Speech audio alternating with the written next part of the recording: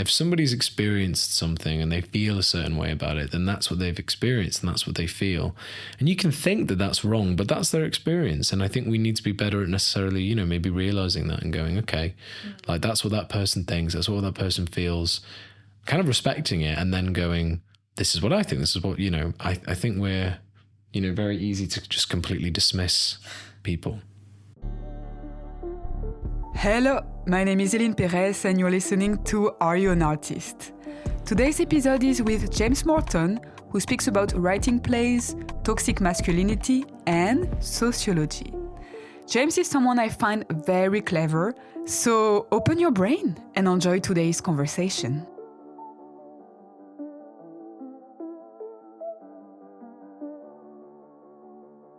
I've written a letter. Cool. Are you ready? Yeah. Dear James, because I didn't know your practice so well, I googled your name. So you are now 32, you are a doctor and a baker, and you have red hair. Yes, I knew it was definitely another James Morton. However, we have now this episode to create your Wikipedia page. And I'm very curious because you are one of the friendliest person I've met, and you have some competition, especially at Wilton's. And you are very clever and open-minded for a young man. I like when you question yourself and the world and share your thoughts out loud. Have you always been like this?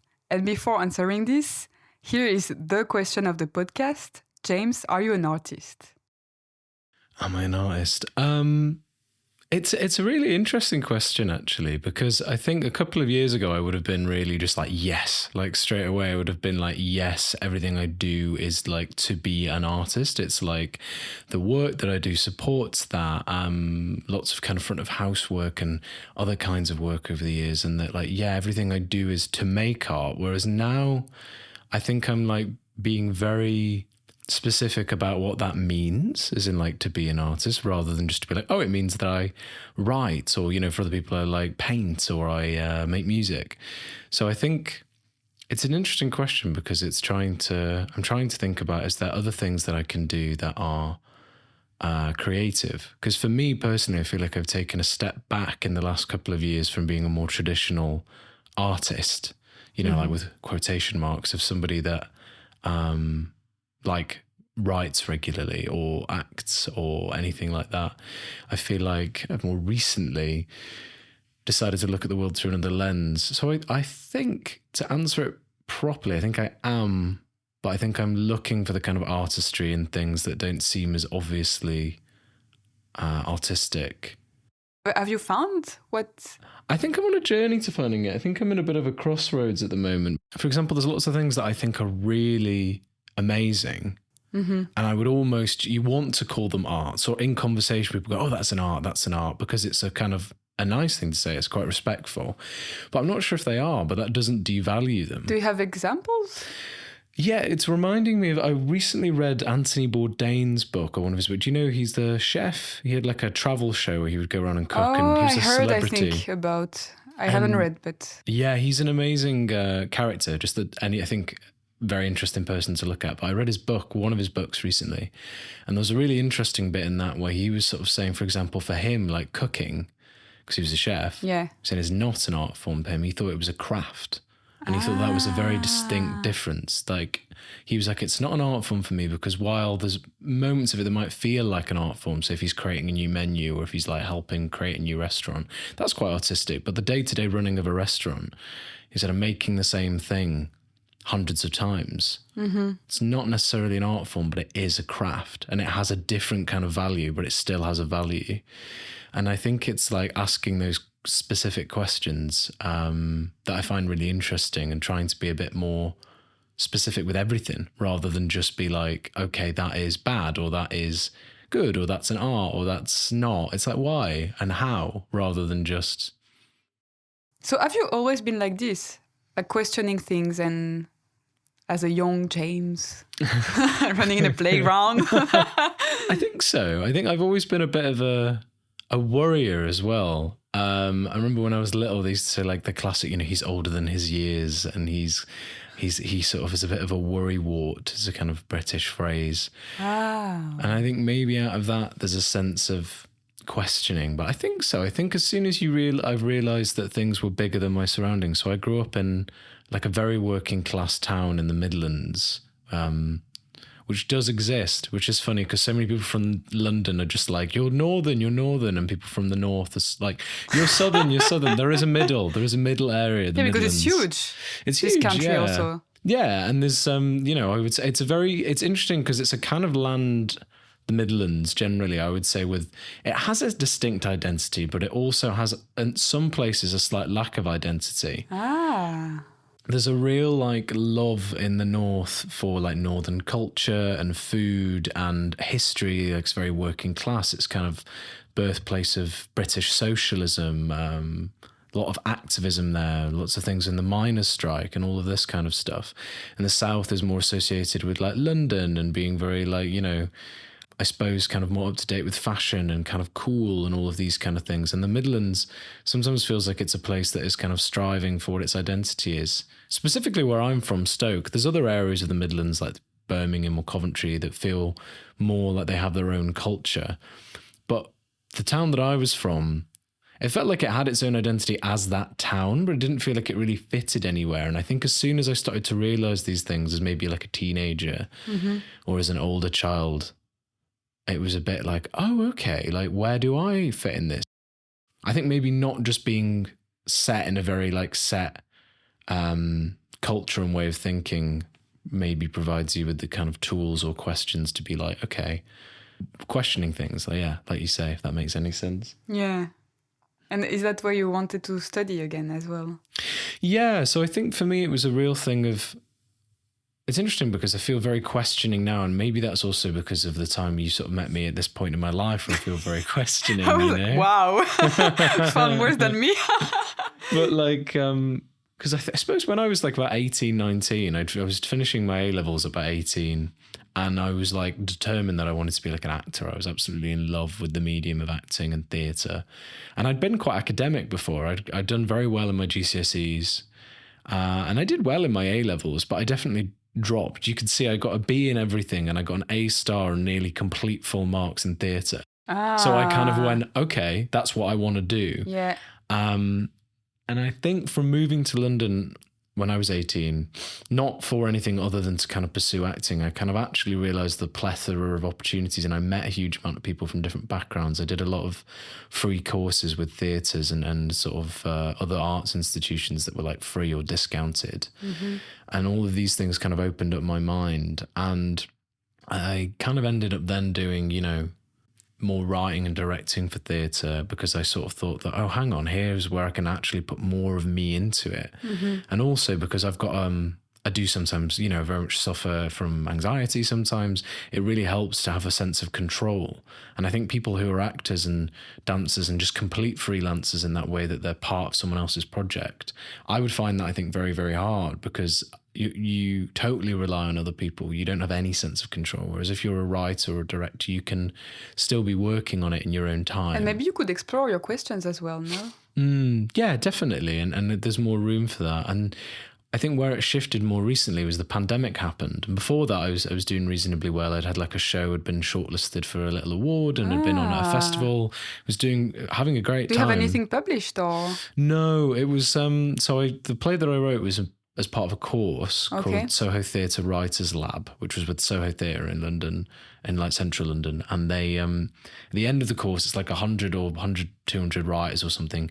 You submit what you've written, and the 5 shortlisted plays had like an industry reading. And so that happened, which was amazing. I was shortlisted. I didn't win, I was shortlisted. And that was, I was the youngest writer at the time to have made that shortlist. I was about 19, 20. Great. Yeah, that's very young. I was thinking about that as well, finding the courage to write. Yeah, and it was very much based on my like upbringing and lots of stuff about kind of toxic masculinity and being a man growing up in a kind of working class town. I want to preface that as well by saying that, I don't necessarily come from that kind of background. I think my parents were fine financially, really, but it's more the culture that you're surrounded by. Yeah. Anyway, so there was all of that. And then the pandemic happened. And after the pandemic, I think there the arts generally were really struggling. And I'd already been very political, but I think it was more a sense then of going, is this what I want to do forever? And a slight disconnect in a lot of the art that I'd seen pre and definitely post-pandemic as well, that had been just completely disconnected from what was actually happening in the world. And I think that's when I decided to finally go back and study, which is what I'm doing now. And yeah, can you remind me what you are studying? Because yeah. So I'm doing a BA, so an undergraduate degree, because it was that funny, wanted to go to drama school and then did all this other stuff. So it's almost like I didn't mean to not go to university. It just happened to, especially with the pandemic, just didn't happen. So it's a BA in sociology from Goldmiths.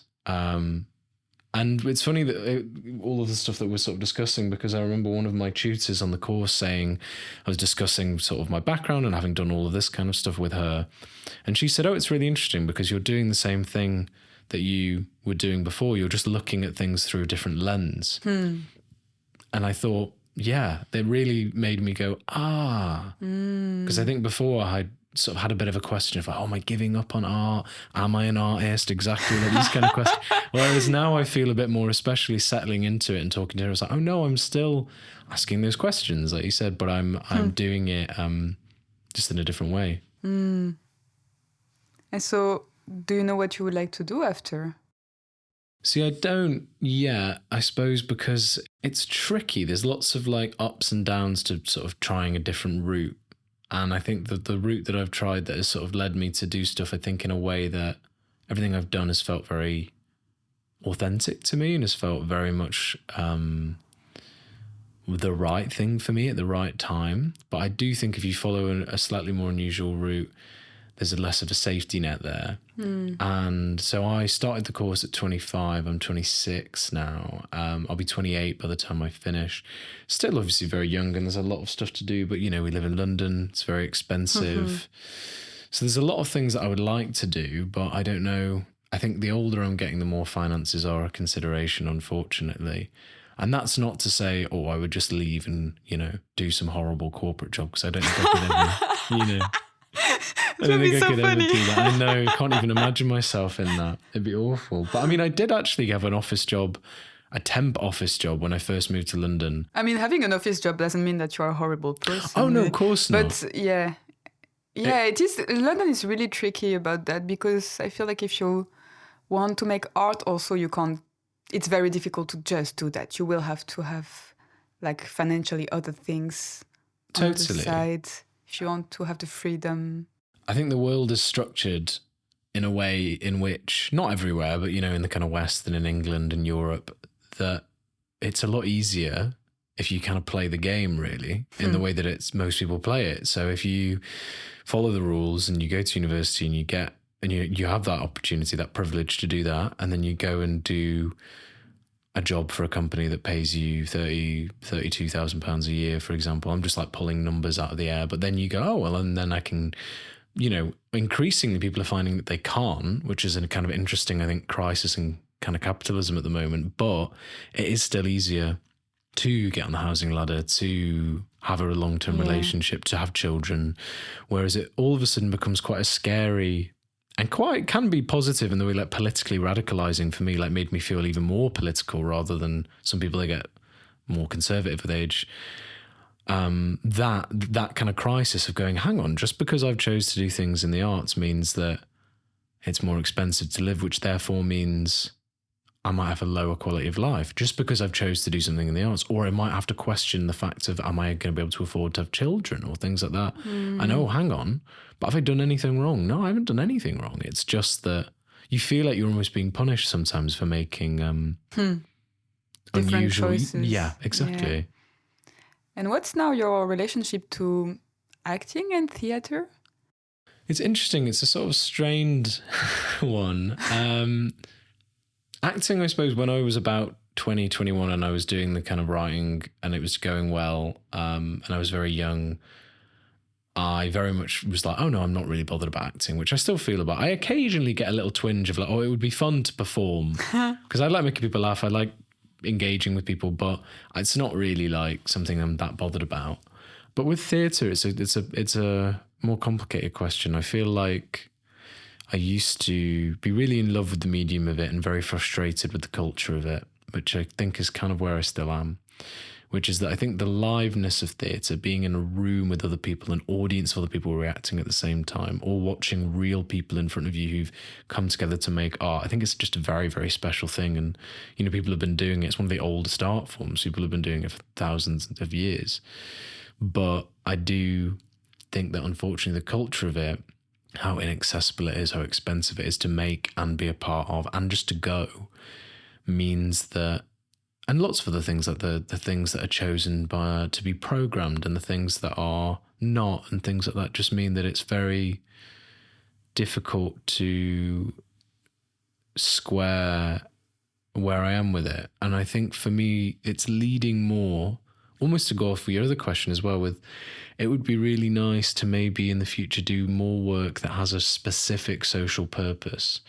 So rather than just plays that I've written before that have been a bit more, you know, about a topic that is important like masculinity, or a topic that is important like class, doing plays like with people who are, you know, in the criminal justice system, or doing plays with communities, or doing plays with older people, like, you know, again, just picking groups out of my head. But I think that's the thing I'm getting more and more interested in, because I think it is one of the few ways that theatre can genuinely make a difference to people's lives, is not in the fact of, like, you know, enjoying a show or being moved by the message of a show. It's more the people who are engaged in this project and the artists and everyone are benefiting from the process of it. You need to talk to Maya about that, because she works in like theater and mental health. And actually her podcast is coming on this Friday, coming out, and she shares about that and how therapeutic it is also to act. Yeah, and there's so many things that it builds up as well. It's kind of like, you know, the crisis we're having in like education, where there's this thing where less schools are teaching theatre or teaching arts and stuff. And I think it's very difficult, especially for governments that don't want to understand those difficult to quantify benefits of, like, you know, kids that do theatre know how to present, they know how to be confident, they know how to talk, they also know how to like work. You know, if you're acting in a show, you've got to rely on people. Like, someone throws a line at you, you have to grab the line and react, and someone is on the lights and someone else, and you have to work as part of a team to create something. And these are all like really invaluable skills. And just the emotional growth and all of the emotional aspects of relying on other people and working together to create something together, I think it's amazing. I think it's really human, but I think a lot of that is very difficult to say and to put in a form or a statistic of how it changes people's lives. And I think therefore it doesn't get the funding or the love that it, you know, like deserves, and does make me quite sad. And do you still write? Yeah, I haven't for a while. I've taken a little bit of a break. Also, I guess you have to write essays for your... Yeah, for the course, which I've enjoyed doing, actually. I've quite enjoyed getting back. As soon as I've realised, kind of like worked on how to get back into the essay thing, which is kind of funny because obviously people kind of hate that kind of work. But I feel like because I've taken longer and I really like the course, I do quite like doing the work, you know. I'd like to write a bit more like that in future, actually. That's another thing that I think is very interesting, kind of like, you know, journalistic writing or essayistic writing, I think.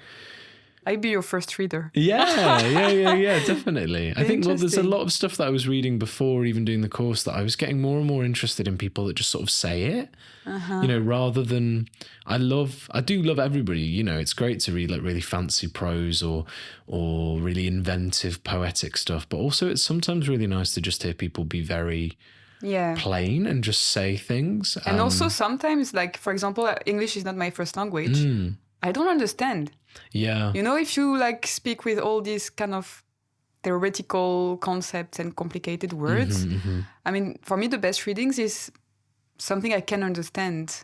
Yeah, definitely. And I think a lot of that stuff is actually kind of, in some ways, I think, popular a bit more now. You know, like Sally Rooney was kind of one of the biggest authors that came out. She did Normal People, that was that TV show they made into it. And the writing of it is lovely, I think, anyway, in the way that it's really like brittle and kind of like bare, and it's very much just saying what is happening. Exactly. And you could read a sentence that she'd written, and it's a really beautiful sentence, but it's really, really simple. It's not a overly, like you say, convoluted thing.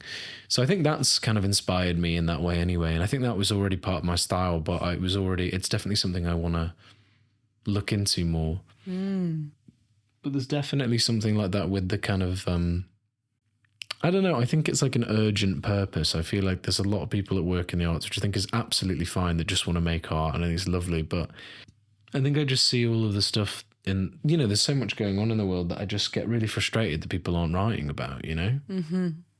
I think sometimes we can be a bit of an echo chamber in the arts where people just say things that other people already agree with. And not that we should all be outrageously controversial, but it's very self-indulgent. It can be, and I kind of, especially when the world is in such a state and you kind of go, look, there's like a huge war going on, there's a genocide going on, there's the climate is melting, like the world is heating up, there's, people can't afford to put food on the table, and we're just making shows about things that we all already agree on. And maybe we agree about those things, but I just don't feel like I see much that is really tackling that. There's a couple of things every now and then, but there's a lot of stuff that I'm just a bit like, why are we? Not that, I feel like if there was a lot of things being made about these things, these big important things, I think I would feel more like, oh, cool, great, make a show about anything. But it almost feels like there's a slight fear to make anything about those things, because maybe they feel too big to some people to try and contend with, Yeah, maybe, yeah. I was going to say, how do you feel about that? Like, how do you feel about the kind of... Yeah, well, actually, to be honest, I would be I agree completely with you, but I would be terrified to do something about the war, or because also I feel like I don't understand it. Yeah. But yeah, then also like, because I don't understand it, does it mean that I can't? I think it's also like looking at... share about it. It's also like, for example, like the genocide going on in Palestine, you don't have to necessarily write about the genocide going on in Palestine. You could, maybe if you're a Palestinian artist, or maybe if you're a Middle Eastern artist or something like that, or you feel that you can. But I think, writing about like what drives people to do things like that. Writing about those bigger themes that are relevant, we learned about him back in A-level, I remember, but like Brecht, the kind of German theatre maker, a lot of his things were about people in the past because they would reflect things that were going on now. And that is exactly what's happening now. Yeah, exactly. And I feel like it's looking at, which is, these things do all connect together, because, even though you can do that through theatre or film or art to move people, it's also the study of that in things like history or sociology or whatever, where you can go like, what, these are ways of thinking that are making people or making groups or nations act in certain ways. And it's just asking some of those really big questions. And I think sometimes people are kind of afraid to ask them. Yeah. And maybe there's also a thing with audiences of like, I understand, and I do think there's definitely a place for art that is just like joyful and hopeful, because we're living in that really difficult world, so why do we want to go and hear it? But I think it's also important to try and contend with it, because... Yeah, I completely agree. And someone I interviewed, and the episode is not out yet, will be when yours will be out. But cool. Lydia, her work is it's activism, and...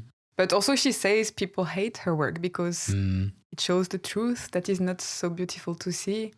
And it's very difficult to get fundings for that when you criticize social medias or things that have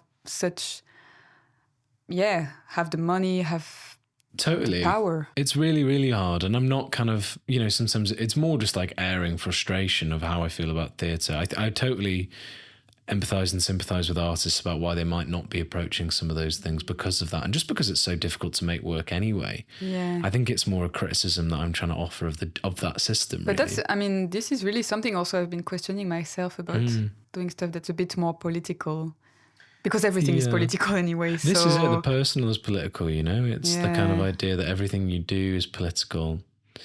Well, maybe not everything, but most things. But every choice you make as an artist, I suppose, is political. I think there was a thing from Wim Wenders, who's a German film director, that I saw recently, where he said the most political films, in his opinion, were films that aren't political, because they're saying that the way the world is and the way that the world is structured is just the way the world is and that it's not changeable. That's just the way it is.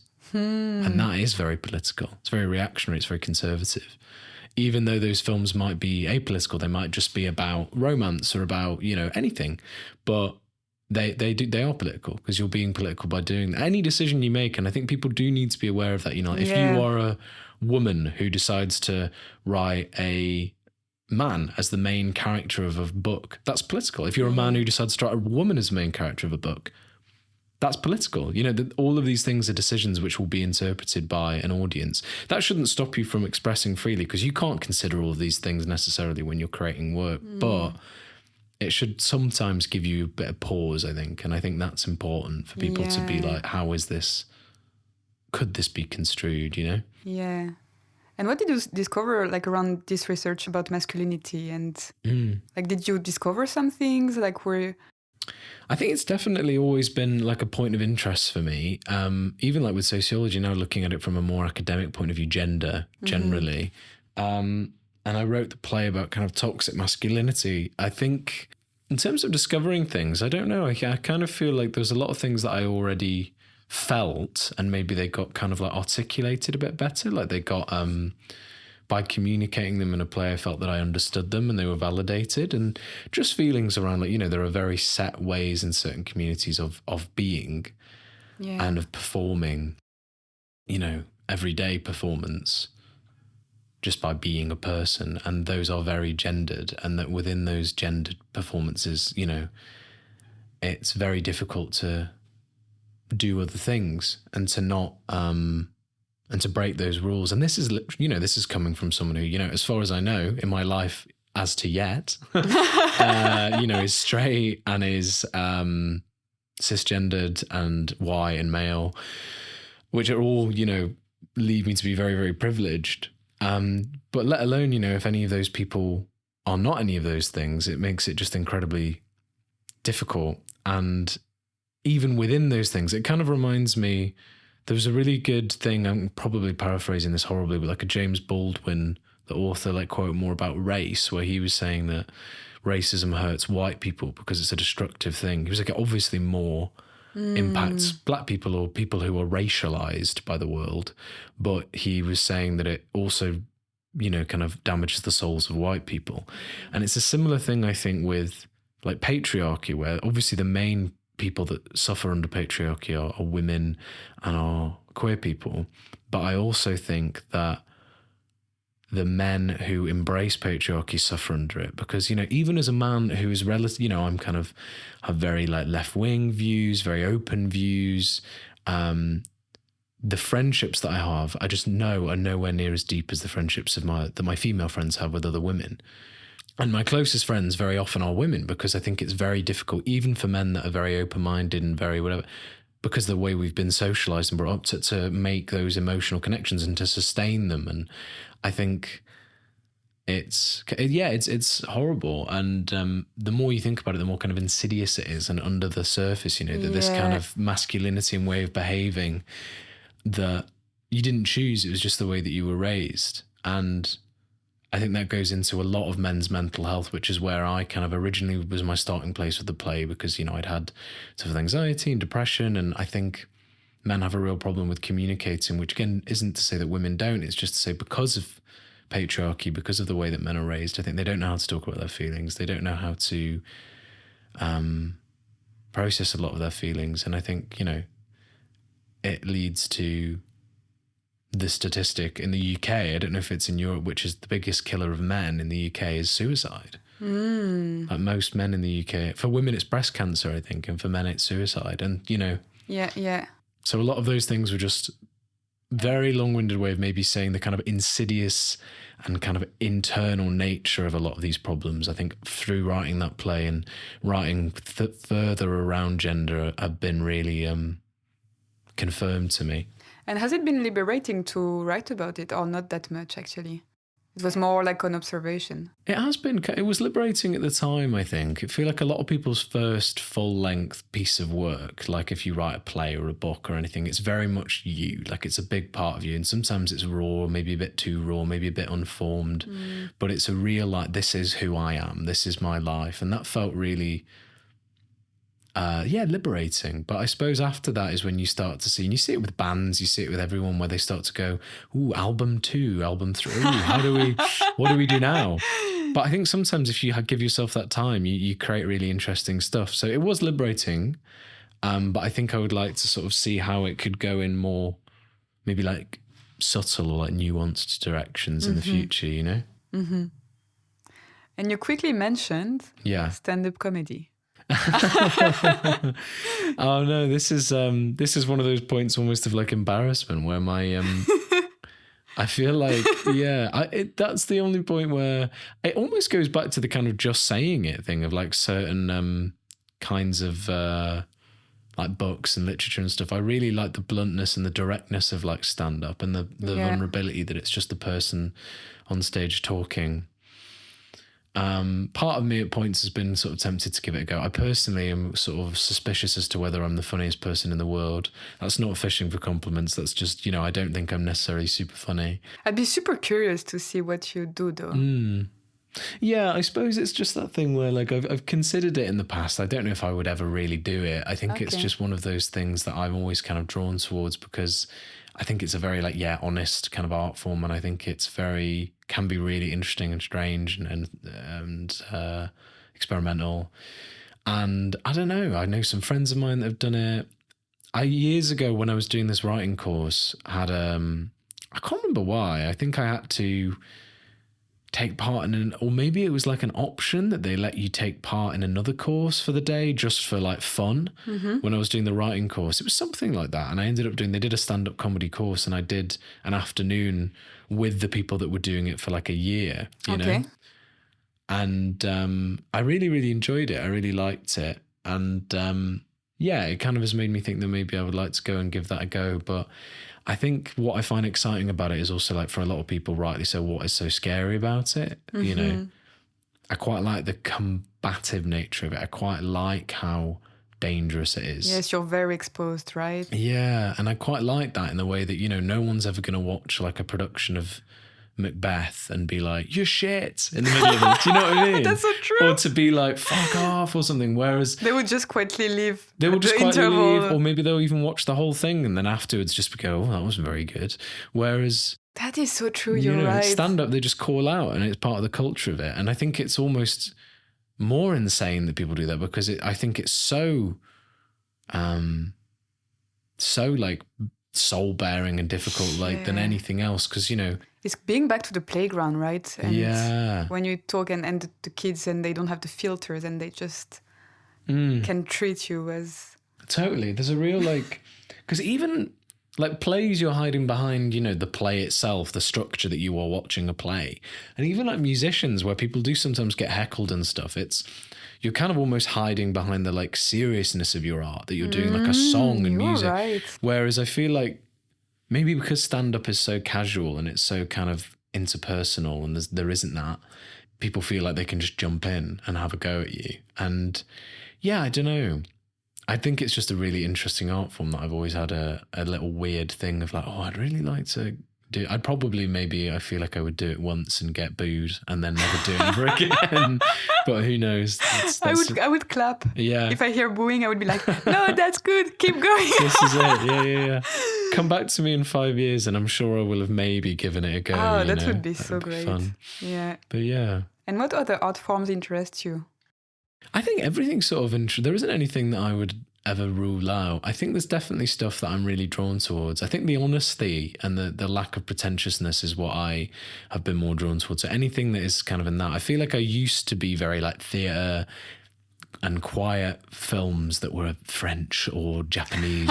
Whereas now I kind of feel like I'm drifting more towards like comedy and documentaries. That kind of thing, of things that are very honest, that are just like, this is how we see things, this is how the world is to us, to whoever. I love documentaries. I feel like there's part of me that would be very interested in getting involved or trying to make something like that because, again, of it's just the honesty of it, I think. What kind of documentaries do you watch?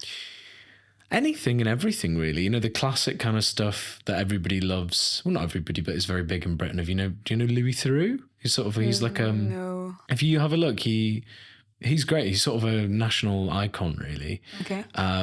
He's just a very sort of average British guy, a little bit posh, but he just does these amazing documentaries about everything, like extreme jails in America, crazy like zoos, Nazis, and he just goes. And the fact that he's just a very normal man. Maybe because I don't watch films that much, but I think maybe documentaries like that would interest me. I think all of his stuff, or a lot of his stuff, is on Netflix or BBC if people want to check it out. But he's great. And then there's a more arty kind of director, people know Werner Herzog, who's very good. I heard about. But he's a lot more. I think his stuff's kind of very much infused with that kind of art school kind of sensibility of things being a bit more surreal. So I really enjoy a lot of his stuff. But I feel like, you know, just warning people if they wanted to watch that. I'm trying to think of any that like come to mind.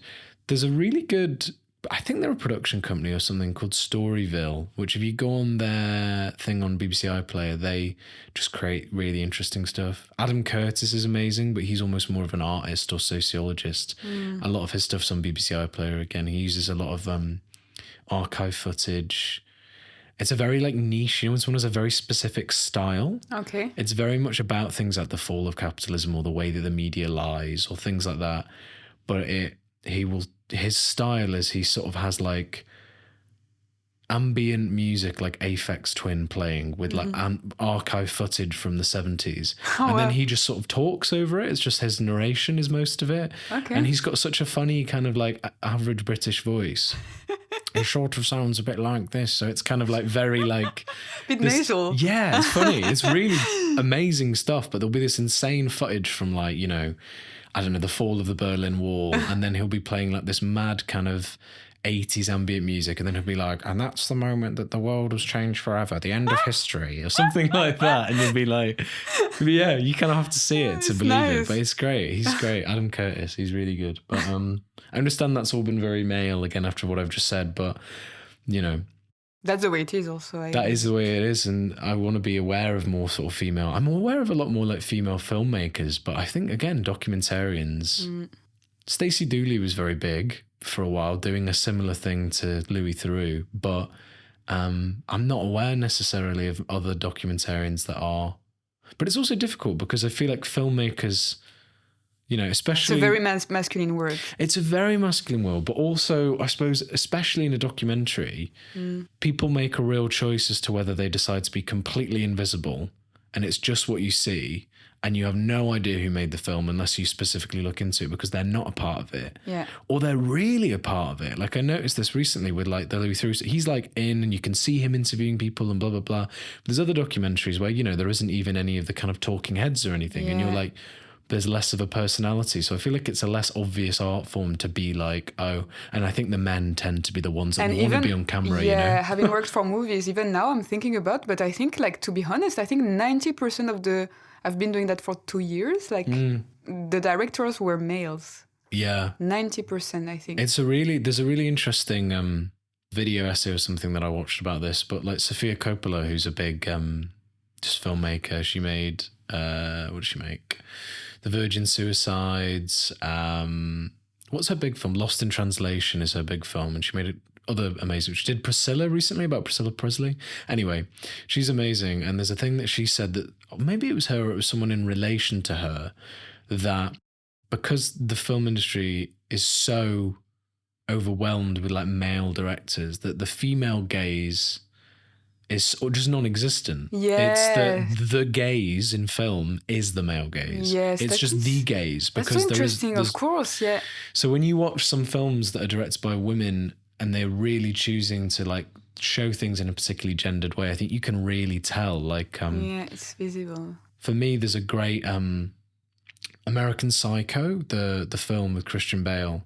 The book is written by a man, and the book is very almost exploitative. Like, it's very graphically violent. It's very, almost too much. Like, I think that's kind of the point of the book. It hits you over the head with the violence. And the film is adapted by a woman, and it's so much more controlled and done in a really interesting way, and it's not exploitative. And for me, it's one of the few examples where the film is better than the book. And I think that film could have only been made by a woman, because it's so much about men and male violence and male... Wow. It's really interesting. Wow, interesting.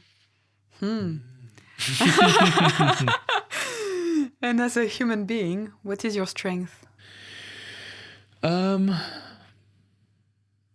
Despite having rambled quite a lot and maybe over-talked for this, I feel... No, that's great. That's exactly what I want for a podcast. I feel like maybe a combination of kind of doing what you're doing, you know, listening and asking interesting questions. I feel like I feel like I love listening to people. I love hearing about people's experiences, and I love, asking questions about things and why things are. I think that's a real strength. And I think, you know, it can be difficult sometimes, but not just always accepting the way things are and asking people, you know, why do you feel like that? And how do you feel like that? And being open to people's responses as well. I think we're living in a very polarized society, and I think that makes sense with the kind of crises that we were talking about. But I think if we can try and really listen to people within that, like... You can learn a lot. Yeah. And there's obviously points where you want to, you know, there is hate speech. There are people that we shouldn't listen to. There are views that are not okay to listen to. But I do feel that, like, we should allow for differences of opinion, and we should listen to people. And I think we're not as good at doing that as we maybe used to be as a society. Think so? I think so. I think there's also a lot of people say that the left or the more kind of liberal end of society tends to be the one doing all of the listening, which I do agree with. You don't necessarily tend to find sort of slightly more conservative leaning people listening, like doing the listening. But I do think, you know, that we could just encourage more of that and encourage the humanity beneath it, because it's another, I can't remember who said, maybe just one of the lecturers on my course, but it was a really interesting thing that, you know, you can kind of dispute anything, right? You can dispute, you know, somebody's views on something. You can disagree with them. You can dispute their theory, their thinking, their ideas. But you can't really dispute their experience. If somebody's experienced something and they feel a certain way about it, then that's what they've experienced and that's what they feel. And you can think that that's wrong, but that's their experience. And I think we need to be better at necessarily, you know, maybe realizing that and going, okay, like that's what that person thinks, that's what that person feels, kind of respecting it, and then going, this is what I think, this is what, you know, I think we're, you know, very easy to just completely dismiss people. Yeah. And anything you would like to be better at? For me as a person, I'd like to be better at just doing, I think, and being, actually. I feel like... You're very much in your head, right? Yeah, I'm a very, very cerebral and kind of overthinker, very anxious sometimes. And I think it would be... I got into a really good habit, sort of lockdown and going out of exercise and of meditation, which sounds really, again, I'm very aware of people's conceptions of that, and I don't want to sound pretentious, but it did find it very useful, and I slipped out of it. I don't really do it anymore, and I would really like to, because I genuinely found it very useful. And I think it's because there was a very good guided meditation when I was in therapy that we did once, and a big theme of it was just this idea of an ease of being. And I think that's what I find very difficult, is just to be in yourself in a moment and to not need to either overthink other people, or to be doing anything, or to be engaging with anything, like going on my phone, reading, doing whatever, just being. And I think if you can find that ease of being, then, you know, you've got it. That's amazing. And it might only last for a couple of moments or a minute or an afternoon, but it's an amazing feeling, you know? Liberating. Yeah, really liberating. I think it's a thing to really strive for. And yeah, I just think it's really, really hard to obtain that. And I think on the other side of that, I think I would like to be better at the kind of activism side of it as well. That, like, I do think I do bits. I try and get involved at university and sort of petitions and student union stuff and things like that. And we all have our limits, and it is a collective movement. You know, no one person is going to completely change things. But I think it would be very nice to be part of a bigger movement and to really have a role within that I could feel like, oh, I'm genuinely making a difference. Maybe that's what I would... Well, that's definitely where I'm going with whatever I do after the degree as well, with a career. I think, yeah, anything that I know that I'm helping somebody would be good, you know? Mm-hmm. And anything that scares you? A lot of things scare me. Most days scare me. Getting out of bed scares me. But yeah, I think failure is scary, but is good, is important. Everybody fails, you know, you just fail upwards. I think more not taking chances scares me and not taking risks. I think I have taken quite a lot of risks as a person and done things in a slightly unusual way. But there are people that have done way more, you know? And I think as I get older, as I want more financial stability, as I want to be able to feel a bit more settled, I still want to be able to take risks in my career or in the things that I do or in how I go about my day. Because I think, yeah, it just becomes very safe otherwise. And there's a real like warm niceness to comfort, but you know, it can mean that you don't end up doing everything you want to do. And that's always been, I think, my biggest fear when people always say, you know, what's your biggest fear? And people are always like, you know, spiders or something. but more like, you know, people are like, oh, dying or aging or whatever. And I think my biggest fear is that kind of thing of coming towards the end of your life and being a bit like, God, I haven't done enough.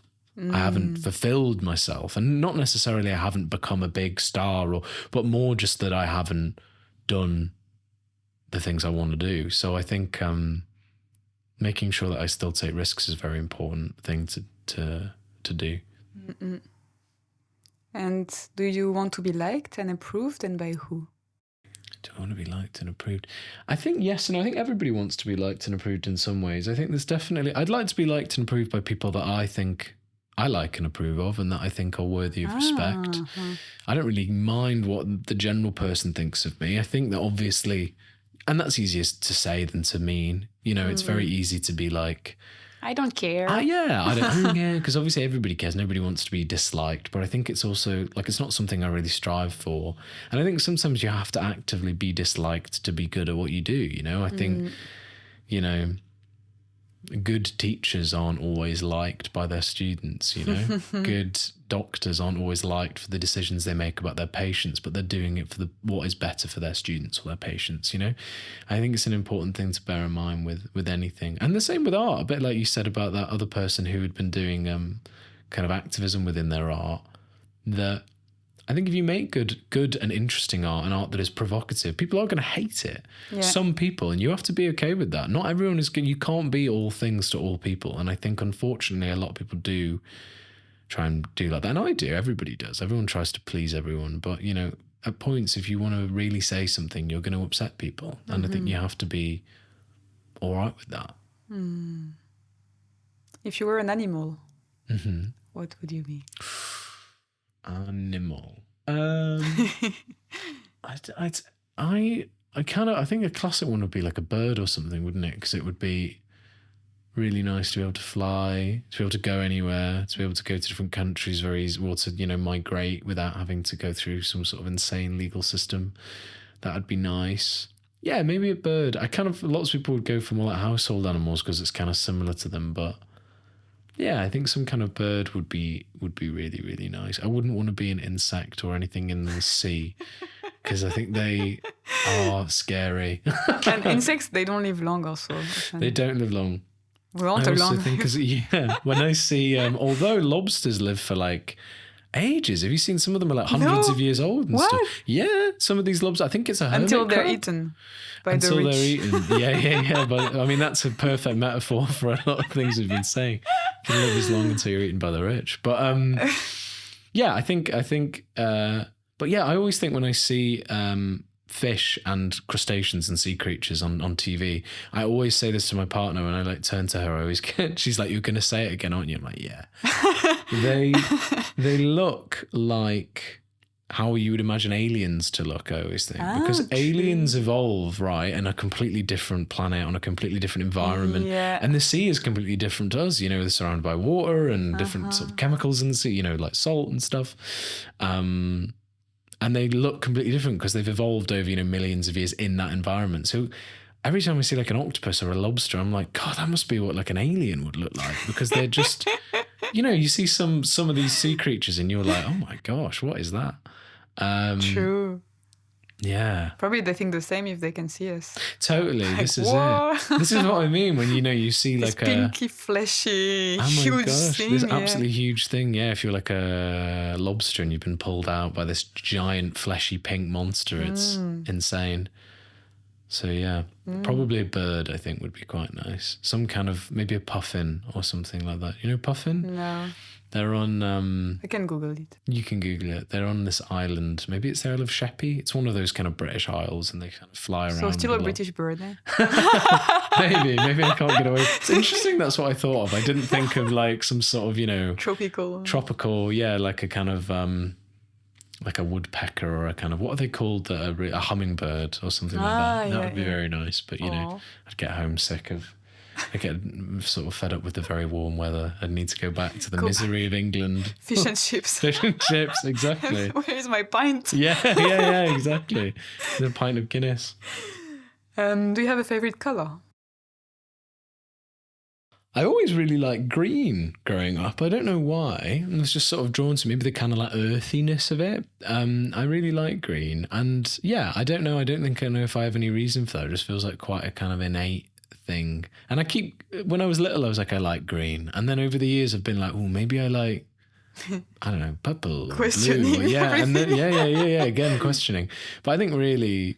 Yeah, it feels like a very innate thing. It feels like it's something you decide when you're about 7 and then it just is your exactly. colour. What's your favourite colour? It's blue. Blue. But also I decided when I was young, kind of like turquoise, I like. Yeah. No, like yeah. the sea in the south of France or something like that. Oh, gosh. Yeah, no, that's really lovely. That's really nice, actually, that kind of colour. But yeah, but green just says something, I don't know.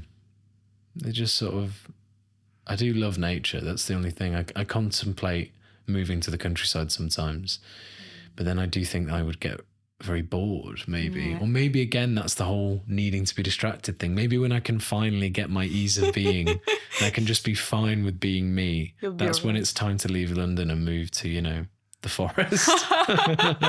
We'll be surrounded by green. It'd be great. Well, what makes you happy? Green. I think having a coffee in your country house. Yeah, I think what makes me happy, thinking that you're doing something that feels important makes me happy. Like those kind of things that we were saying, the kind of political stuff of, if you're engaged in any kind of like an artistic project or any kind of work that feels like it's having value to people, that makes me feel good. And then I think that's sort of quite high and mighty. I think generally as well, I just quite like, there's a lovely poem that I really like that one of my tattoos is based off the orange tattoo. Yeah, this is a great tattoo. Let me see if I could get it on my phone, actually, this poem. It's lovely. I read it all the time. But it's about that kind of thing as well, of that ease of being, just being a person, and being kind of happy with the day and the little things in life. And I think when I can achieve that, when you can... Do you ever, occasionally... I think a friend of mine said recently you could just have those days... where you go for a drink with some friends and maybe you just have there's nice weather and you go for a walk and there's no stress and you have like something to eat and it's very nice. Maybe you watch a good film and then you just sort of think, that's one of the happiest days of my life. I could just die now.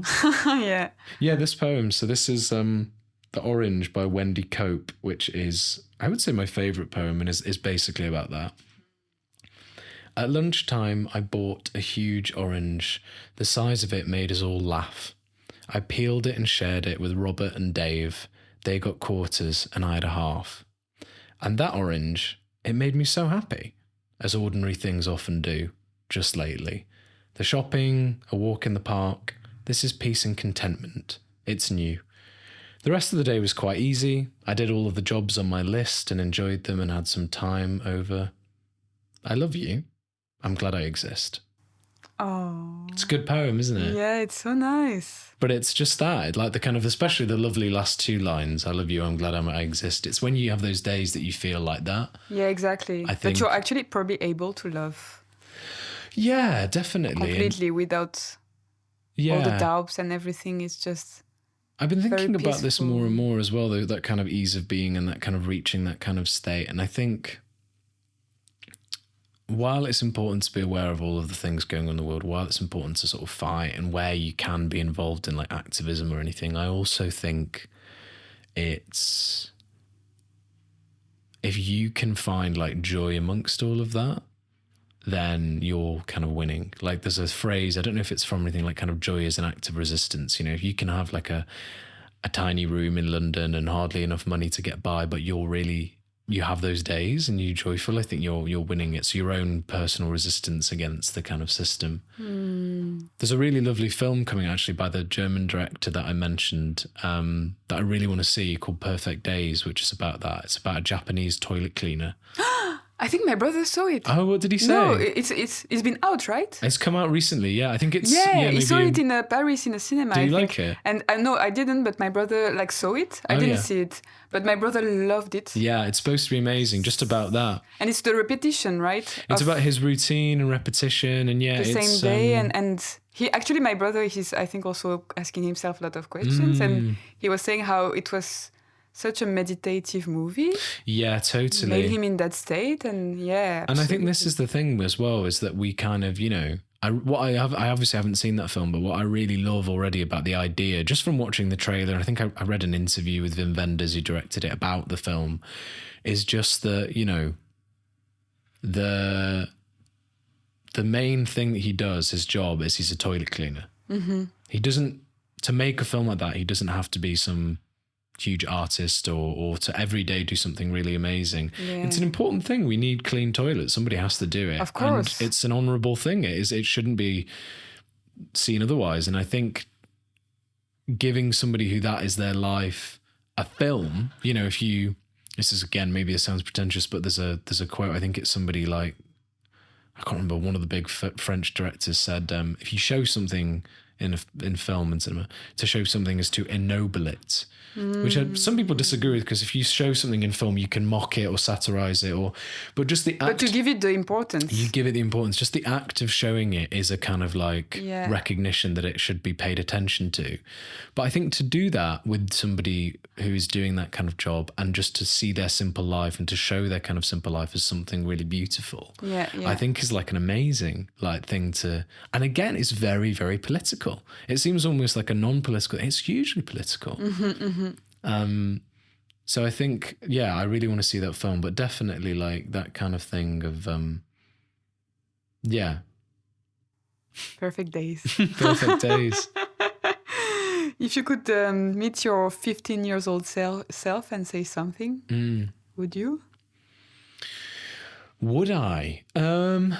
It's interesting, because I feel like I would have just done the same stuff. I don't know if I would. I kind of think that I understand if somebody would, if they were going through like a majorly difficult thing. I think I was going through things that a lot of teenagers go through, about not fitting in and feeling very unliked and all of that kind of stuff. But I don't think